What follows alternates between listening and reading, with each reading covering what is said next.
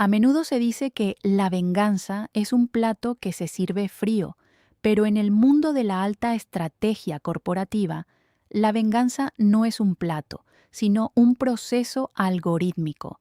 No requiere de gritos ni de confrontaciones físicas violentas, requiere paciencia, precisión y un conocimiento profundo de las vulnerabilidades del sistema.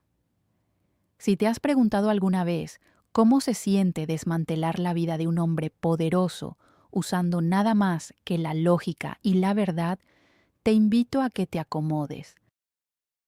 Esta es una historia sobre la justicia silenciosa, sobre cómo los hilos del destino pueden ser manipulados por quien sabe observar las grietas en la armadura del enemigo. Al final, entenderás que no hay mayor peligro que subestimar a alguien que se gana la vida calculando el impacto de cada posible desastre. Hamburgo es una ciudad construida sobre el agua y el acero, un lugar donde la niebla del río Elba se arrastra por las mañanas sobre los antiguos almacenes de ladrillo rojo de la Speicherstadt. Allí, entre canales y puentes de hierro, la vida parece seguir un ritmo metódico y predecible. Yo siempre me sentí parte de ese engranaje. Como analista jefe de riesgos para una de las firmas de logística más grandes del norte de Europa, mi existencia se basaba en la previsión. Mi esposa, Elena, era el contrapunto perfecto a mi rigidez técnica. Ella trabajaba en el sector creativo, aportando color y humanidad a un mundo que yo veía solo en términos de probabilidades y márgenes de error. Llevábamos una vida tranquila en un apartamento con vistas al puerto, compartiendo cafés largos y planes de futuro que dábamos por sentados. Éramos, a ojos de cualquiera, una pareja sólida en una ciudad que recompensa la estabilidad. Todo cambió la noche de la gala anual de la empresa donde Elena trabajaba, una prestigiosa agencia de comunicación dirigida por un hombre llamado Dr. Holger Brandt. Brandt era el tipo de ejecutivo que la prensa financiera adora, carismático, agresivo y aparentemente infalible. Sin embargo, bajo la superficie de sus trajes a medida y su sonrisa ensayada, se escondía un depredador que confundía la jerarquía laboral con la propiedad personal. Aquella noche, entre el tintineo de las copas de champán y el murmullo de la élite de Hamburgo, el aire se sentía cargado de una tensión invisible. Vi a Elena alejarse hacia el pasillo que conducía a los balcones privados para tomar un poco de aire. No supe lo que ocurrió en ese momento de soledad hasta que regresamos a casa. El silencio en el coche no era el habitual silencio de cansancio tras una fiesta. Era un silencio espeso, roto solo por el sonido de los limpiaparabrisas rascando el cristal bajo una lluvia fina. Cuando finalmente entramos en nuestro hogar, Elena se desmoronó. Me contó, con una voz que apenas era un susurro quebrado, cómo Brandt la había acorralado en la penumbra del balcón. Me describió sus manos, su aliento a ginebra y las palabras asquerosas que usó para hacerle entender que su ascenso en la empresa dependía de su cooperación personal. No hubo violencia física extrema, pero el daño psicológico fue devastador. Brandt la había hecho sentir pequeña, insignificante y, sobre todo, atrapada. Mientras la escuchaba, sentí que una llama fría se encendía en mi pecho. No grité, no golpeé la pared. Simplemente la abracé y, mientras mi mente técnica comenzaba a procesar los datos, tomé una decisión. Para un analista de riesgos, una amenaza identificada es una amenaza que debe ser mitigada. Y Holger Brandt se acababa de convertir en el mayor riesgo operativo de mi vida.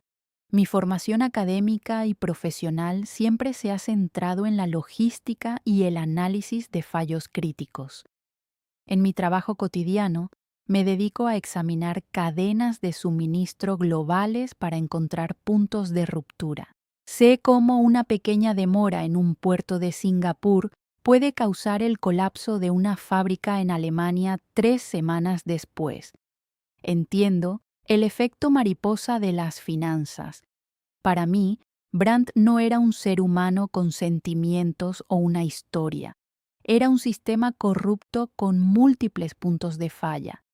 Sabía que ir a la policía con una denuncia de acoso sin testigos presenciales en una empresa donde él controlaba el departamento de recursos humanos sería una batalla cuesta arriba que solo desgastaría más a Elena. Necesitaba algo más grande. Necesitaba destruir el cimiento sobre el cual él construía su impunidad, su reputación y su riqueza. Comencé mi investigación desde la sombra de mi despacho personal, utilizando las mismas herramientas que uso para detectar fraudes en el transporte marítimo. Brandt era descuidado porque se creía intocable. A través de bases de datos de acceso público, pero difíciles de navegar, y cruzando información de registros mercantiles, empecé a notar patrones extraños en la contabilidad de su agencia de comunicación. Había facturas infladas dirigidas a empresas pantalla en paraísos fiscales, disfrazadas de consultorías estratégicas. Como experto en logística, sé que el dinero, al igual que las mercancías, deja un rastro. Brandt estaba desviando fondos de la empresa para mantener un estilo de vida que sus ingresos legales no podían sostener. Estaba cometiendo fraude fiscal a gran escala y malversación de fondos de los accionistas. Tenía ante mí el mapa de su propia destrucción. La ejecución de la operación fue quirúrgica. No envié un correo anónimo a la policía de inmediato. Eso habría sido demasiado simple y fácil de ignorar. En lugar de eso, utilicé mis contactos en el sector de la auditoría externa. Hice que la información llegara, de manera fragmentada y aparentemente accidental, a las personas que más tenían que perder con sus maniobras financieras, los inversores mayoritarios de su propia agencia. Creé un escenario de riesgo sistémico que ninguna junta directiva podría ignorar. Mientras tanto, me aseguré de que las pruebas de su comportamiento abusivo con otras empleadas anteriores, mujeres que él había silenciado con acuerdos de confidencialidad legales, pero éticamente deplorables, salieran a la luz en el momento justo a través de un blog de noticias corporativas que se especializa en la transparencia empresarial. El doctor Holger Brandt no lo vio venir. Estaba demasiado ocupado mirándose al espejo. El colapso público comenzó un martes por la mañana.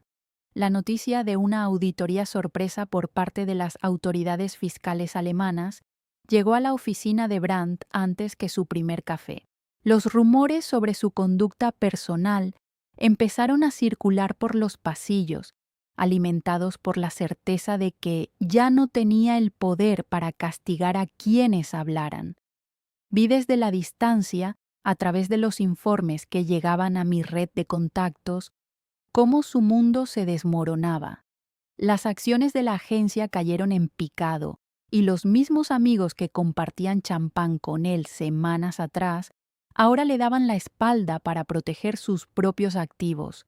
La presión fue tal que la junta directiva no tuvo más remedio que suspenderlo de sus funciones de inmediato, citando irregularidades graves e irreconciliables con los valores de la compañía. Pero la caída financiera era solo la mitad del trabajo.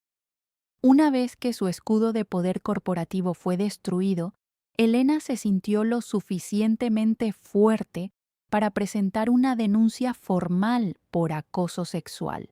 Sin el respaldo del departamento legal de la empresa y con su credibilidad por los suelos debido a los cargos de fraude, Brandt se encontró solo. Las otras víctimas, al ver que el gigante ya no tenía dientes, se unieron a la denuncia.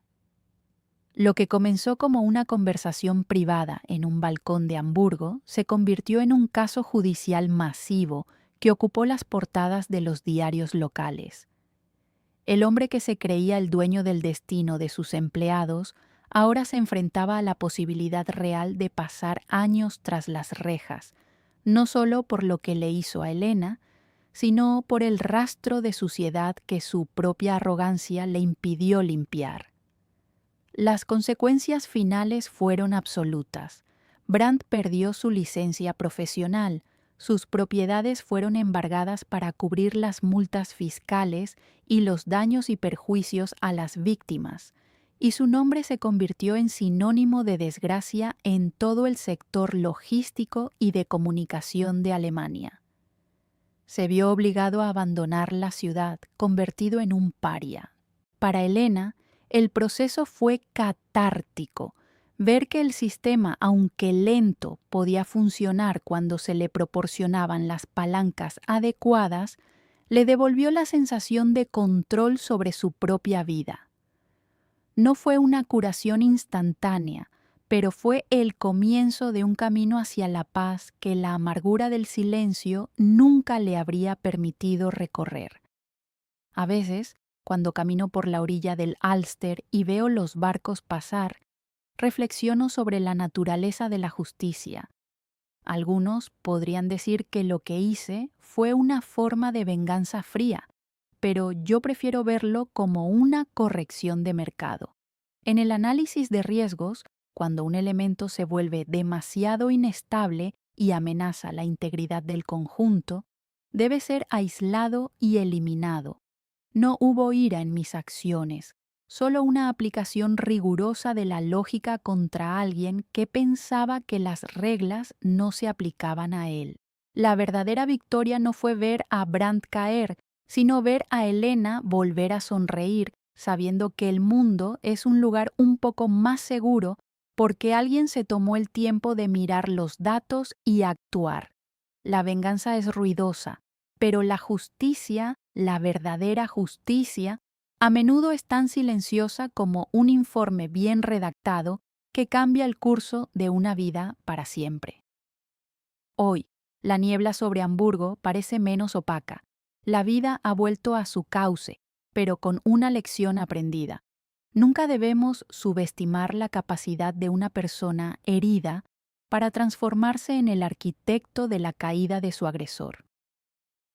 Elena ha comenzado un nuevo proyecto, uno donde ella es la dueña de sus decisiones y de su espacio. Yo sigo analizando riesgos, sigo calculando probabilidades, pero ahora lo hago con la satisfacción de saber que el riesgo más grande que enfrentamos fue gestionado con éxito.